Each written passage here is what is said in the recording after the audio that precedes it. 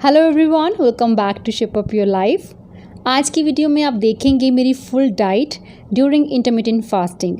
Intermittent fasting पे एक detailed video मैं बना चुकी हूँ, जिसका लिंक आपको डिस्क्रिप्शन बॉक्स में मिल जाएगा। जैसा कि उस वीडियो में मैं बता चुकी हूँ, इंटरमिटेंट फास्टिंग कोई डाइट प्लान नहीं है, ये एक लाइफ स्टाइल है जिसमें क्या खाना है वो उतना मैटर नहीं करता जितना कब खाना है वो मैटर करता है। और इस वीडियो के बाद से ही आप जानना चाह रहे थे कि मैं इंटरमिटेंट फास्टिंग में क्या पर्टिकुलर डाइट फॉलो करती हूँ। तो 16 आवर्स का पैटर्न मैं फॉलो करती हूँ और 16 आवर्स की फास्टिंग में आप सॉलिड कुछ नहीं खा सकते। Lemon water, green tea, black coffee ले सकते हैं या फिर ग्रीन हर्बल जूसेस ले सकते हैं जिनमें मीठा बिल्कुल नहीं होना चाहिए। तो जैसा कि मैंने कहा कि इट्स नॉट अबाउट कि आप क्या खा रहे हैं, इट्स अबाउट कि आप कब खा रहे हैं। तो घर में जो भी खाना बनता है वो मैं सब खाती हूँ, लेकिन इस चीज़ का खास ख्याल रखती हूँ कि घर में जो भी बने वो बैलेंस्ड हो, ताकि carbs, protein, healthy fats, fibre और ज़रूरी न्यूट्रिएंट्स रिक्वायर्ड अमाउंट में मिलें। सो अर्ली मॉर्निंग स्टफ़ी को वॉक पे लेके जाने से पहले सबसे पहला काम होता है डिटॉक्स ड्रिंक पीने का। As you all know, lemon water से ही मेरे दिन की शुरुआत होती है और mostly I prefer water with lemon only, nothing else. But कई बार उसमें चिया सीड्स, दालचीनी या एलोवेरा भी ऐड कर लेती हूँ, या कई बार पिंक रॉक सॉल्ट ऐड करना पसंद करती हूँ। तो स्वीटनर्स इन लेमन वाटर। रॉक सॉल्ट आपके मेटाबॉलिज्म और इम्यूनिटी दोनों को ही बूस्ट करता है और डाइजेशन भी इम्प्रूव करता है। So you can add little amount of rock salt in lemon water. Second thing जो ऑल्टरनेट डेज पे ड्यूरिंग फास्टिंग पीरियड में कंज्यूम करती हूँ वो है ब्लैक कॉफ़ी। जैसा कि मैं पहले भी कई बार बता चुकी हूँ कि वीक में 3 दिन मैं योग करती हूँ और 3 दिन अपना वर्कआउट।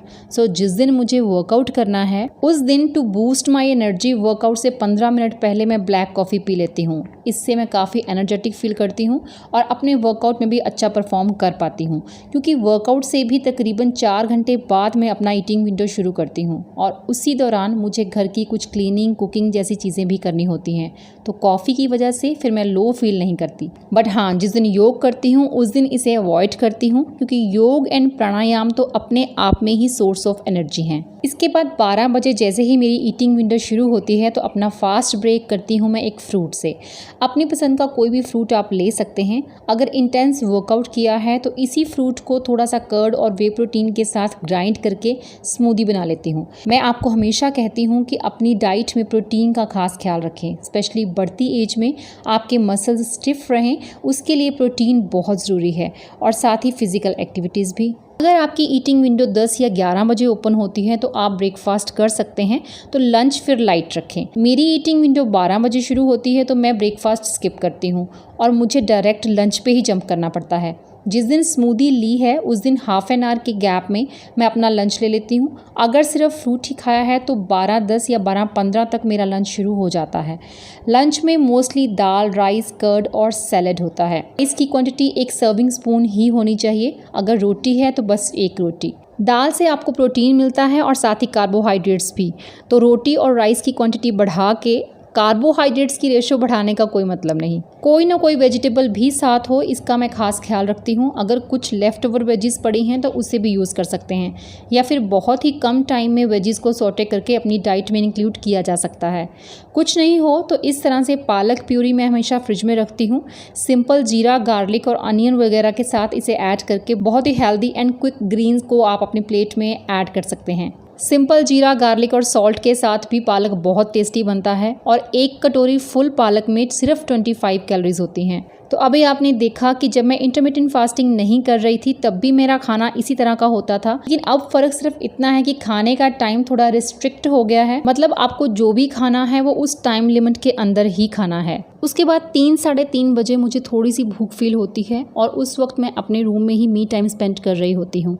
इस तरह के कुछ हेल्दी स्नैक्स मैं अपने साइड टेबल में रखती हूँ ताकि भूख लगने पे थोड़ी मंचिंग की जा सके, लेकिन ज़्यादा नहीं। इसे भी 1 और 2 हैंडफुल ही ले सकते हैं। जब मैं ब्रेकफास्ट भी करती थी तो ये सब मेरे इवनिंग स्नैक्स में शामिल रहता था। तब मैं टी स्नैक्स में सिर्फ पीनट्स, मखाना, चना वगैरह ही प्रेफर करती थी। लेकिन अब क्योंकि 12 बजे लंच किया तो इवनिंग टी तक थोड़ी भूख भी लग जाती है, और डिनर तक काफ़ी तेज़ भूख लग जाए और हम ओवर ईटिंग करें, उसे अवॉइड करने के लिए टी के साथ कुछ स्नैक्स लेना ज़रूरी हो जाता है, जैसे कि बेसन का चीला, मूंग दाल चीला, पोहा, उपमा, 1 slice bread with 1 egg, 1 slice bread with peanut butter, etcetera etcetera. ये सब चीज़ें पहले मेरे ब्रेकफास्ट में रहती थी, लेकिन अब इनकी सेटिंग इवनिंग स्नैक्स स्नैक्स में हो गई है।